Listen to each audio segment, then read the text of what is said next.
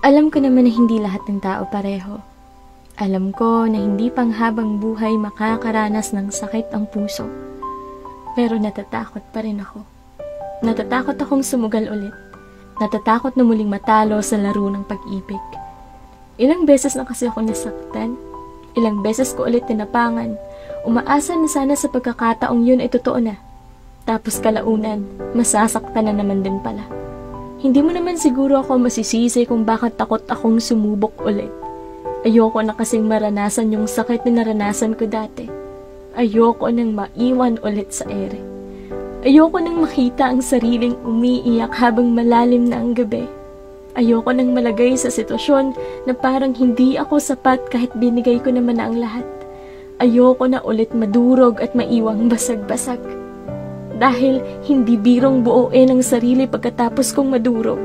Hindi birong hanapin ulit ang dating ako pagkatapos maiwan, masaktan at matalo. Kaya hanggang ngayon, natatakot pa rin ako. Hiniling mong pagkatiwalaan kita. Pero paano ako makakasiguro na karapat-dapat ka sa pagtitiwala ko?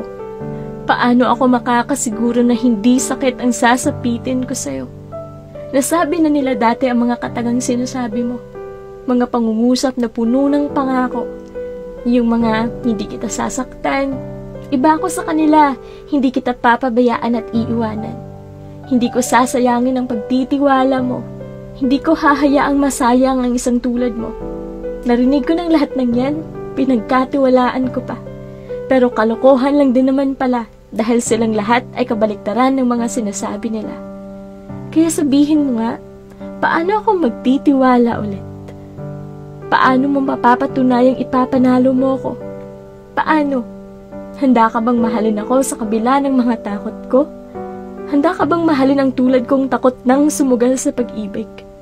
Ikaw na ba kaya ang makakasagot kung paano ba ako magtitiwala ulit kung sa bawat pagsugal kong magmahal muli, palagi na lang nauuwi sa luha at sakit?